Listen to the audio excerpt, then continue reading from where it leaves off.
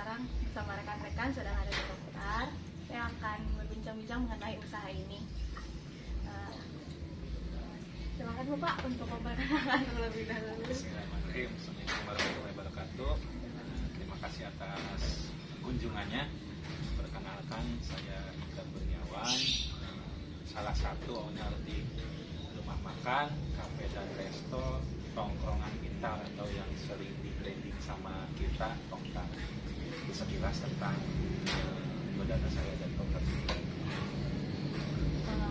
Untuk usaha ini awal mulanya itu terbentuk karena apa dan tahun berapa?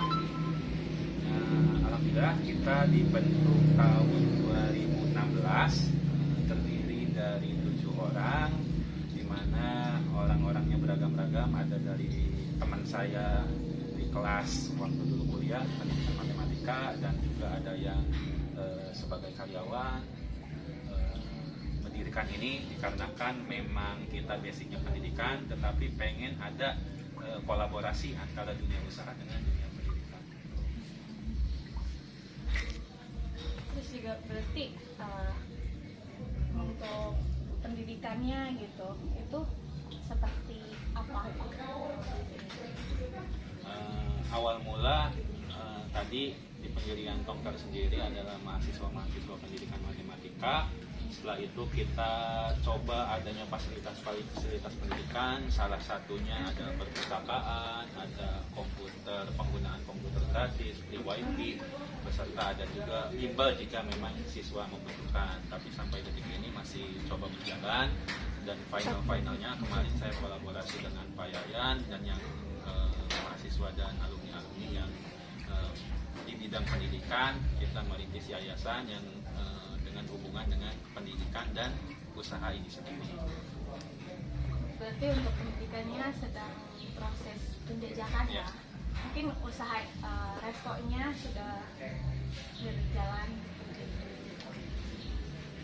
Kalau untuk ini, apakah di sini mempunyai surat izin atau kelegalitas pendirian usaha ini? Kalau kelegalitasan, kebetulan kita juga berada di himpunan kewirausahaan baik di kabupaten maupun tingkat nasional. Baru kemarin kita awalnya izinnya hanya terkait izin usaha desa, tapi setelah kesini kita melalui aplikasi yang disiapkan oleh pemerintah pusat melalui OSS, kita memiliki izin usaha, nomor izin berusaha maupun nomor izin mikro kecil atau UMK. Tapi pelegalannya itu baru-baru sekarang apa pertama mendirikan juga udah ada?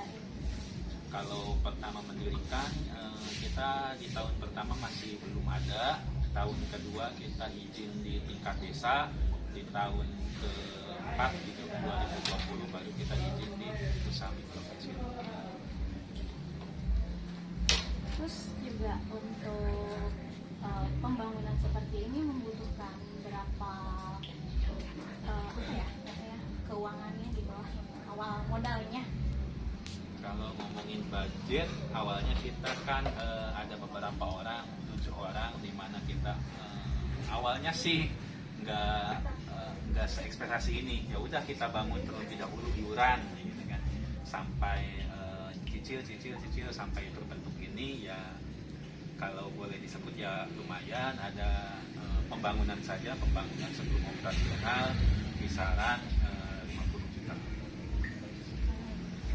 Di sini berarti sekarang tuh ini bukanya tiap hari gitu, 24 jam? Kalau buka karena sebelum COVID ya, kalau sebelum COVID kita fokus melihat situasi sekolah full day, karena memang kita nggak mau ada konsekuensi niat kita pendidikan, tetapi penghasilan dari berlawanan dengan misi pendidikan. Kalau kita buka nih jam 8 misal, kan anak-anak bolos, kita nggak ada, karena kita melihat kondisinya. Kalau memang itu sekolah efektif, anak-anak berkeliaran menggunakan pakaian seragam sekolah, kita tutup. Kalau buka hanya melihat, makanya kita koordinasi dengan pihak sekolah terkait dengan pembelajaran maupun dengan kerjasama yang pernah kita lakukan.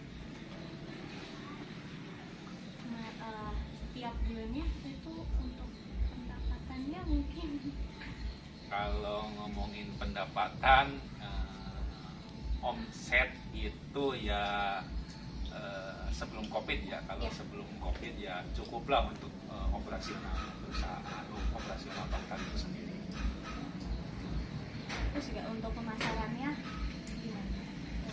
Kalau pemasaran kita ada offline dan online. Kalau dari segi offline kita selain ke masyarakat, karena awalnya kita didirikan bertujuan dengan kerjasama dengan sekolah, sehingga kita kerjasama dengan sekolah. Salah satunya program yang kita jalani, setiap sekolah yang bekerja sama dengan Tongkar ada cashback sebesar 10% kepada sekolah tersebut, di mana cashback itu buat program ekstrakurikuler sekolah. Kalau di online-nya kita udah kerjasama dengan Gojek, GoFood, kita kerjasama juga dengan Apanation, itu aplikasi platform. Kenapa didirinya di pinggiran kota ya, bisa dibilang gitu di sini? Karena kan kebanyakan orang gitu kalau mendirikan usaha pasti yang tempat-tempat ramai itu kota gitu. Itu pertanyaan menarik. Awal kita mendirikan juga kan saya ngajuin proposal ke teman-teman yang 7 itu. Kita hanya berpikir jangka panjang. Kita coba teman-teman, saya punya proposal, kita bikin rumah makan dengan kolaborasi dengan pendidikan. Cukup di tempuran dulu, di pesisir dulu. Tujuannya apa? Minimal kalau tanah nggak ngontrak, pengeluarannya nggak terlalu besar, terus kalau nggak ada pemasukan tidak terlalu ditekan, dikejar-kejar oleh pengeluaran tetapnya itu. Sehingga kita coba di halaman saya dulu, di kampung saya dulu. Kalau memang bagus kita ke kota gitu kan. Jadi planning ke depannya memang jangka panjangnya juga pengen ke kota, karena hasil dari analisis kita jarang, kalau kita belum pengalaman secara total terkait kewirausahaan, tiba-tiba kita buka kafe di kota, saya lihat 1 tahun 2 tahun nggak lama ketika gitu. Itu sih. Berarti dalam berapa tahun ini kendalanya mungkin awal-awal aja ya. Kalau sekarang ini pasti karena COVID lah, penghasilan mungkin ini, sekolah juga ditutup. Dasarnya Pak, terima kasih untuk waktunya, sudah mau direpotkan dan ditanya oleh saya dan rekan-rekan. Terima kasih juga atas waktunya. Semoga nanti dengan adanya video ini bisa membantu gitu tereksposnya seperti itu. Bye.